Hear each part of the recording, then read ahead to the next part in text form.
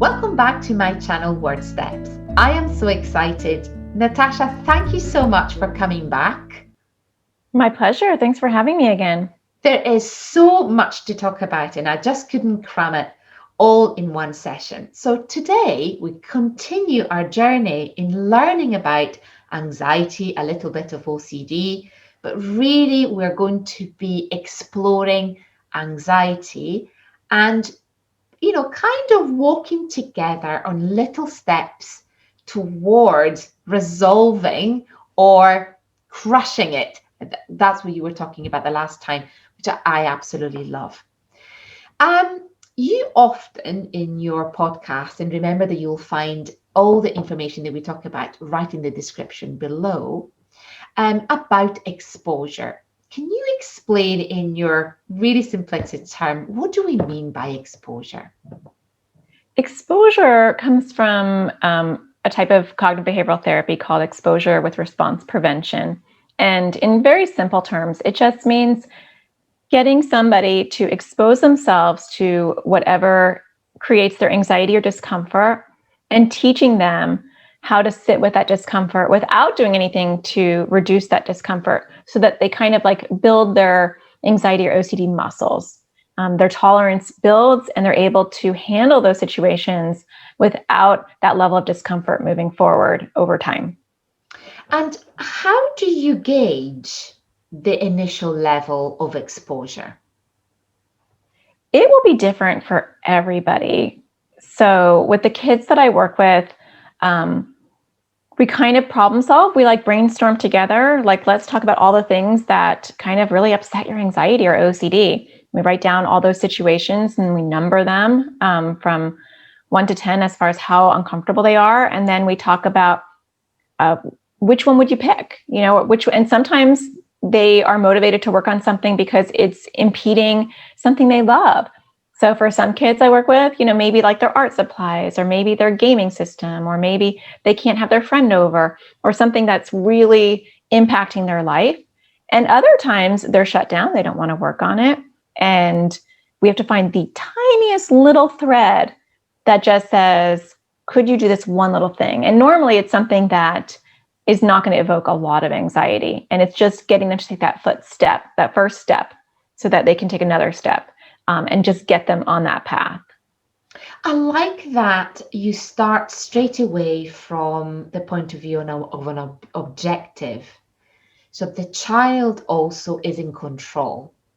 The teenager is in control rather than us deciding for them. Because we might think, oh, do you know what? It's really important that you work towards something in school, but really in their level of priority, school might be important, but not that important. So this is really fundamental for therapists that they follow me in my courses, and also parents that I support, is let's work on something that is triggering, but also very important for your child. So sometimes I talk about ice cream, especially in the summer, because for them it's so important to go in and being able, for example, to order the ice cream.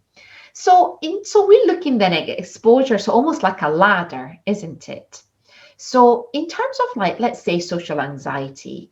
So a child says to their mom, oh, do you know, I really, really want to get an ice cream. So then the mum, I'm just trying to teach parents, use everyday life to do exposure. So the child would like an ice cream or would like to order a burger. How would that look like in terms of exposing or exposure? So they want an ice cream, but the struggle is that they can't order it themselves. Is that?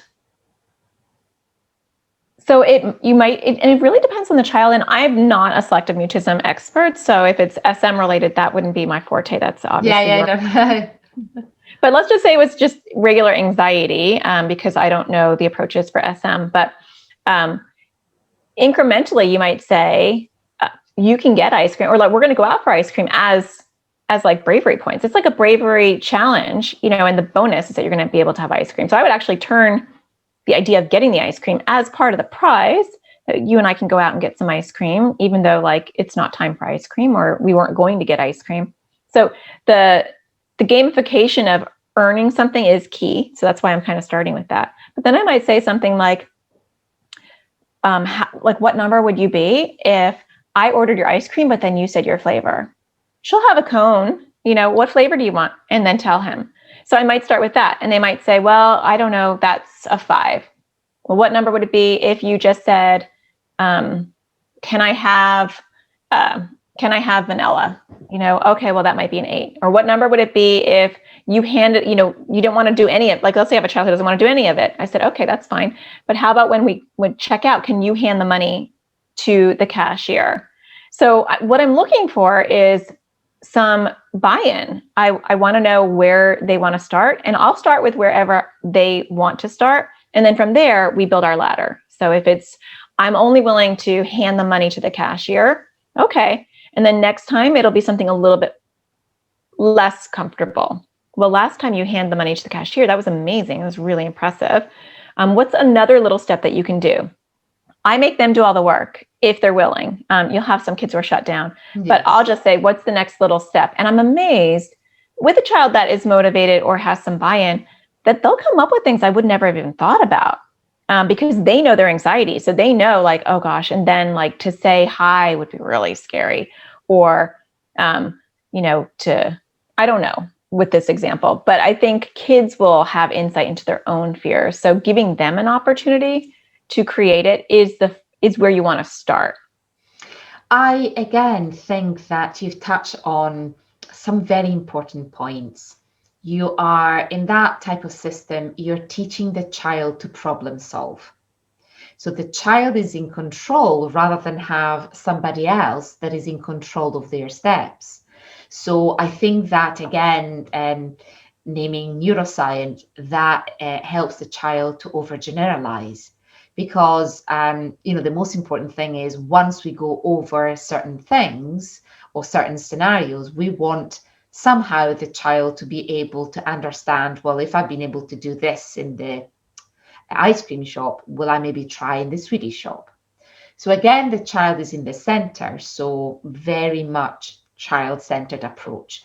And actually, from an SM point of view, for example, as you were mentioning, yes, you are right. We do have very specific things, but that's something which is very common, is what we call the bridge.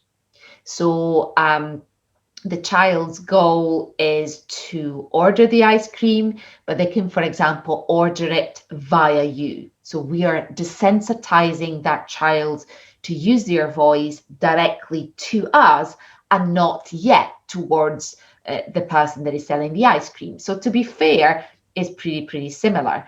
And also we say, when you hand in the money, that's still a form of communication, because there is that I've got something and I'm giving it to you, rather than I'm avoiding and I'm only pointing. But I think that, there is so much similarity. And as I said, I find that there is a lot of anxiety together with the SM. They kind of coexist. There is something else that a parent had asked me before. I feel that my child likes things just the way they are. So they like to sit at the same table when we go to a restaurant. Or if I'm sitting always on the right, and in this particular restaurant, I'm now sitting on the left, that doesn't quite work. So unless I move, my child, will have a meltdown. Now, I'm reading a few things in between there. And so a little bit of perfectionism and a little bit of inflexibility. What do you think? Yeah, it's always hard to tell with just a little bit of information. And so I would want to ask the child, again, what's the worst part about me sitting over here and you sitting there? And you can go off in a million different directions. It might be that you kind of shield me from the rest of the, place, so I feel protected. It might be this is the rigidity of this is what we always do, and so I can't handle change. I have found, like, just never to assume, because so many different answers pop up that I'm like, really? That's the worst thing. But we do want to start with that, because we can't fix something until we know what's driving it. But if we over accommodate it, if we don't question it, if we don't have a critical eye, and we just accommodate our kids' requests like this, we're doing them a disservice, because they won't grow out of that. We're like almost validating that, yes, you need to sit on this side, or you need to have this red cup, or you need to. And when we create and foster that rigidity, just because we love our kids and we don't want to see them uncomfortable, and it's an easy thing to do, perhaps, it's harder to say no, or it's harder to say, let's sit with discomfort, or let's talk about it. That's a lot more energy, and it's very difficult. But long term, we're really setting them up for success, so that when they're working and they can't sit in that one desk, or whatever the core fear is that's creating that, they have learned flexibility, and they've learned adaptability, and they've learned how to sit with discomfort, which is a gift. Absolutely. Natasha, thank you so much for sharing all your knowledge. And can you remind us all where we'll be able to find all the resources that you've got? Yeah, you can always go to my website at atparentingsurvival.com, and that's where you can find my podcast, my YouTube videos, and all my resources. That is great. And if you have any questions, pop them below. Remember to tell us the age of your child, and I'm sure both myself and Natasha will be happy to reply. And don't forget to subscribe. I post every week, and I shall see you next week. Thank you again, Natasha. Thank you. Bye-bye.